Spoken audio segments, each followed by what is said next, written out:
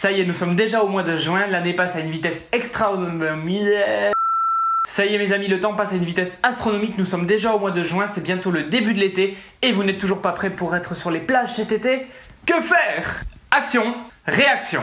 Je vais aujourd'hui vous donner 7 conseils basiques, efficaces et faciles à mettre en pratique pour avoir un ventre plat. Premièrement, l'idée reçue que faire un régime seul suffit pour perdre du poids, oui. Mais pour avoir un ventre plat et des abdos bien dessinés, non. Premier conseil, faites de l'exercice. Tout d'abord, sachez qu'il n'est pas possible de perdre de la graisse à un endroit localisé. C'est pas possible de perdre la graisse des cuisses, c'est pas possible de perdre la graisse des jambes. Non, si vous voulez perdre de la masse graisseuse, de la graisse, vous perdrez de la graisse dans l'ensemble de votre corps et petit à petit, ça ira se déloger dans les endroits que vous cherchez. Et dans la majeure partie des cas, bien sûr, ça dépend des personnes, mais les abdos, c'est la dernière chose qui apparaît. Il est donc nécessaire d'avoir une alimentation équilibrée et adaptée, pauvre en glucides, pour perdre la graisse abdominale, enfin la graisse locale puis la graisse abdominale, et complémenter ceci avec une activité physique et sportive régulière. Deuxième conseil, dormez suffisamment. Aux États-Unis, des études scientifiques ont été faites et des chercheurs ont montré qu'il y avait un lien entre la durée du sommeil et le risque d'obésité abdominale. Et ils ont fait des tests sur 2 groupes d'individus. Le premier qui dormait en moyenne 5 heures et le deuxième qui dormait en moyenne 7 heures. En 5 ans, les personnes qui dormaient 7 heures ont vu augmenter leur graisse abdominale de 13%, alors que ceux qui dormaient seulement 5 heures ont vu augmenter leur graisse abdominale de 32%. Autrement dit, 20% de plus. Si pour X raisons, travail, santé, famille, mamie qui fait pipi au lit ou un putain de chat comme moi, vous ne dormez pas suffisamment, essayez de vous coucher plus tôt ou de vous lever plus tard. Si votre travail ou votre rythme de vie ne vous l'autorise pas, ne vous le permet pas, essayez de faire une petite sieste l'après-midi pour essayer d'avoir au total 7 heures de sommeil minimum. Ça serait vraiment optimal.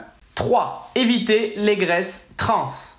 J'en ai déjà parlé dans quelques-unes de mes vidéos, les acides gras trans, qu'est-ce que c'est? C'est tous les produits industriels qui vont être transformés. Essayez de consommer au maximum des produits naturels. Quand je vous parle d'aliments naturels, qu'est-ce que c'est? Il y a un proverbe chinois qui dit « Si ça ne vole pas, si ça ne marche pas, si ça ne nage pas et si ça ne pousse pas, ne le mange pas ». Bon, là j'avoue on est quand même dans l'extrême, mais je vous dis pas de consommer du bio ou du vegan, pas du tout. Je vous dis juste d'essayer de consommer des aliments qui ont poussé dans la terre, du poisson, de la volaille, enfin autrement dit, en fait on en revient au proverbe chinois. Évitez tout simplement tout ce qui est préparé, tout ce qui est cuisiné, tout ce qui est modifié, tout ce qui est transformé. Pour vous donner un exemple, le plus consommé en France, ça va être par exemple les viennoiseries, les plats préparés. Et honnêtement, c'est ce qu'il y a de pire. Il vous suffit de regarder la quantité de sucre, de mauvaise graisse et de sel au dos d'un plat préparé, et starfou-là, tu vas plus y toucher. 4. Consommez moins de glucides, moins d'oméga 6, plus de graisse monoinsaturée et plus d'oméga 3.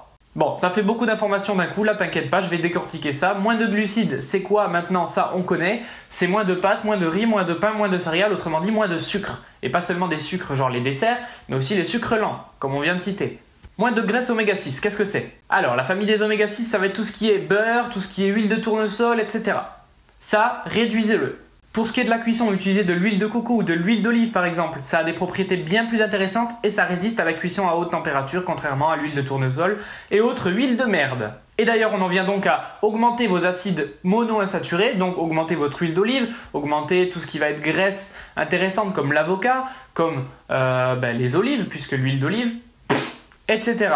Et pour les oméga 3, diverses possibilités. Certes, on peut les prendre en complément, mais il y a aussi des aliments très riches en oméga 3, comme par exemple les maquereaux, les sardines, l'huile de lin. Voilà, grosso modo. Et pour la petite anecdote, c'est en plein développement, mais il y a des dizaines d'études qui ont montré que des grosses quantités d'oméga 3 pendant des périodes de sèche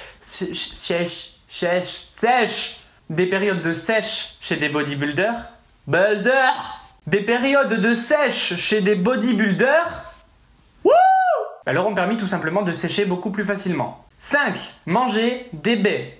Là, pour ce qui est des études scientifiques, on n'est pas totalement sûr que ça marche chez l'homme puisqu'on a effectué ces études chez notre ami le rat.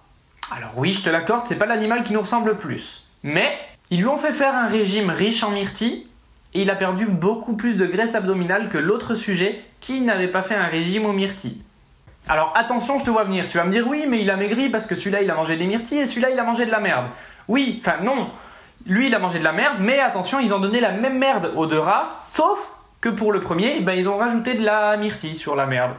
Bref, autrement dit, les deux avaient la même quantité de graisse ingérée, sauf qu'un des deux avait des myrtilles en plus. Et celui qui avait des myrtilles, a pris moins de graisse abdominale que celui qui n'avait pas de myrtilles.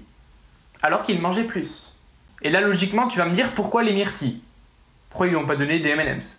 Les myrtilles elles contiennent des antioxydants comme les anthocyanes. Et ces antioxydants auraient la capacité de modifier le métabolisme du glucose qui est à l'origine de la graisse abdominale. 6. Mâcher de la réglisse.